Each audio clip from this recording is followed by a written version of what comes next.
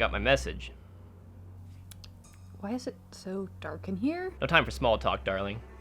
Take a seat and let's get down to brass tacks.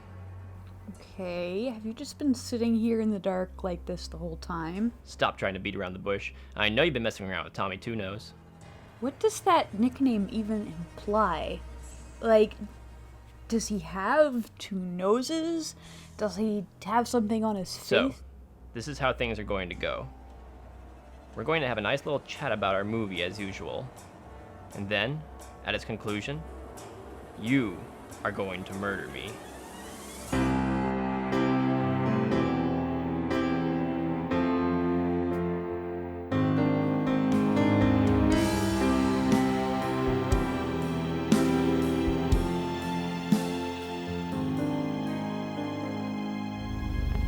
You're going to commit another murder. Yes, you are. You're going to murder me. Please Murder Me is about a young Angela Lansbury who can't stop screwing over a bunch of guys. Raymond Burr plays her lover/lawyer who tries to convince the jury that she didn't murder her husband, because that isn't a conflict of interest, right? There's something satisfying about watching something this pulpy and sleazy while still being somewhat interesting. It's like if you don't want to watch a soap opera, watch a film noir. You can get away with it.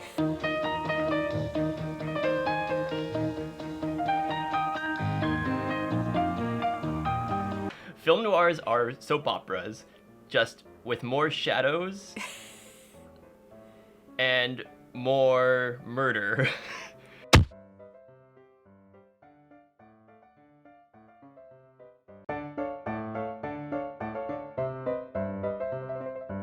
I actually found this to be a departure from Angela Lansbury, honestly, because she's playing the villain in this movie. That's true. I'm used to her playing kind of the sweet lady who has the face you can trust, but is always a little bit more dangerous than you'd expect.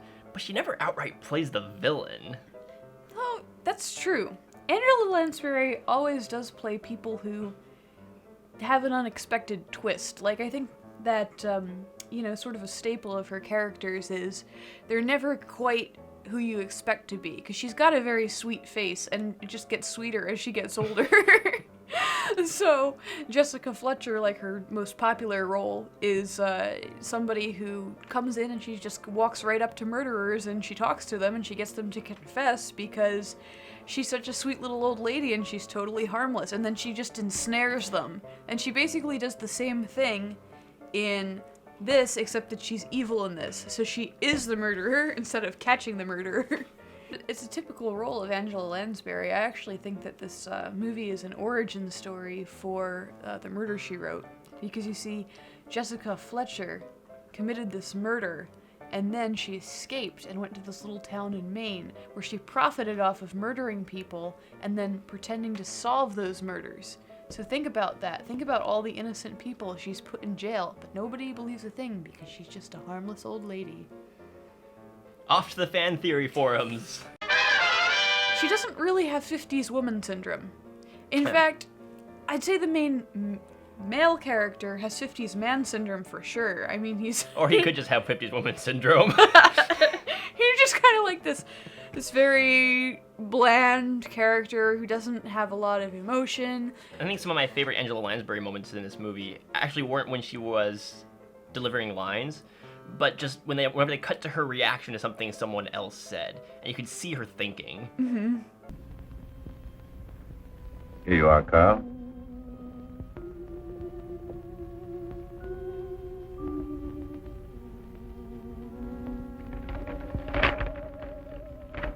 She has the most character of anybody in this movie. Mm-hmm. Raymond Burr, on the other hand... Okay, don't dress it up. Who's the guy? I'm in love with her, Joe. I want to marry her. That's the way it is. He walks in on his best friend and says, "Oh, by the way, are you okay with divorcing your wife so I can marry her?" Yeah. Man, I mean, how would you feel if, like, Alex walked up to you and he's like, "Can you divorce Katie so that I can marry her?" How would that make you feel? What do you want me to do? I'd like Myra to go away Get a divorce?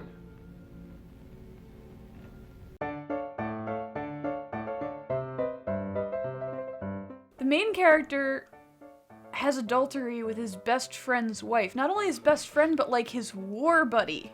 We've known each other for 15 years. His friend's like, nothing can shake up our relationship, buddy, old pal, old friend. And then he just walks in and he's like, I'm in love with your wife. Can you divorce her so that I can marry her? Because we're such good buddies. Because that's what good friends do.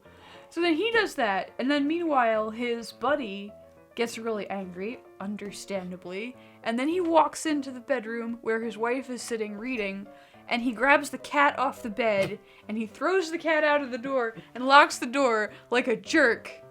And then Angela Lansbury is just like cheating on him with two different guys at the same time.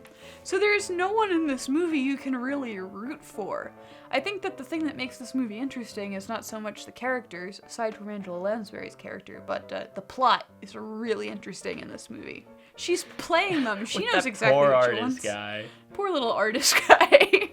She didn't want me to come to see her again, though. Or even say I knew her. Funny, I couldn't quite figure that out.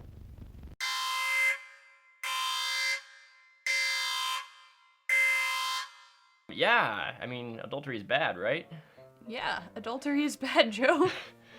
I'm glad you told me. Yeah. I was gonna run away with Angela Lansbury. She's like, what, 90 years old by now? It's okay, she's still adorable. I mean, it's not okay for you to run away with her. Angela Lansbury, if you're watching this, here's my email.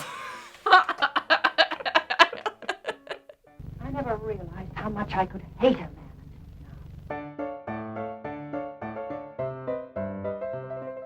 So, I mean, one thing we should talk about here is the fact that this is almost like two different movies. Oh, yeah. So the first half of the movie, you know, Raymond Burr is with Angela Lansbury, and you know that her husband got shot and died, and she says it's for self-defense. So he's trying to prove that she's innocent, and he is also her lawyer, because that's totally okay. And then, later on, Raymond Burr finds out that Angela Lansbury was guilty all along.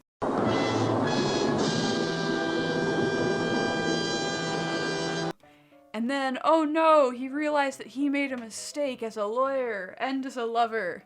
And he spends the rest of the movie trying to correct that mistake. But since she can't be tried twice for the same crime, he figures he's going to get her to commit a new crime by killing him. We'll let him determine whether or not you're guilty. Or would you prefer this? I'm not going to kill anyone. After seeing this, if he still wants to marry a murderess, that's his business.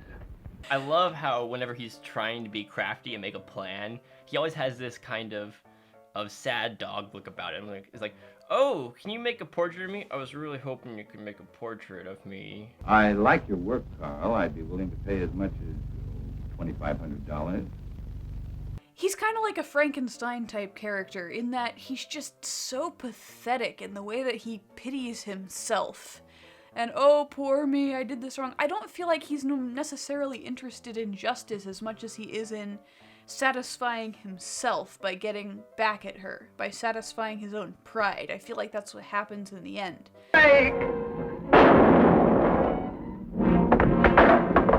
I love that ending. It's just the tape recorder playing and the look on her face, and she's like, ah, shit. Yeah, so I mean, it seems to me like everybody's brought to justice, except for that poor artist guy who probably is crying under some bridge someplace. Did he still go to, what was it, Paris or France, whatever? Paris is in France.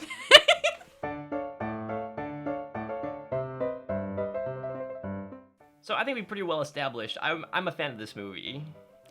This was the first movie that we've watched for this show that's actually been a genuinely good movie.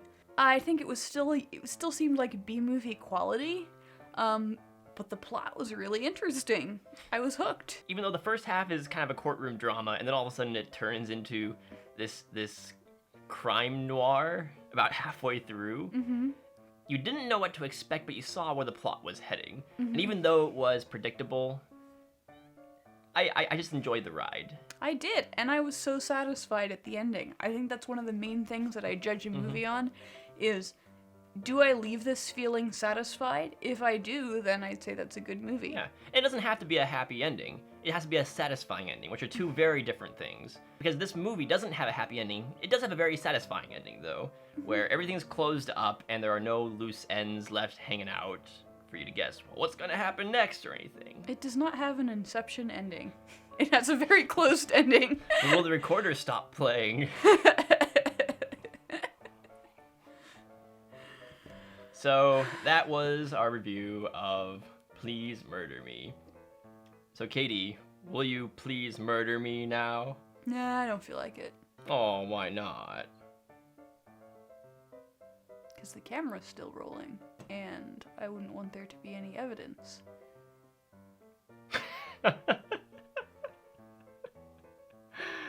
Oh, very scary. Good one. Okay. Take your cup. Yeah, no problem. All right, I think we can cut there. So we still need to decide what we're going to be doing for the ending.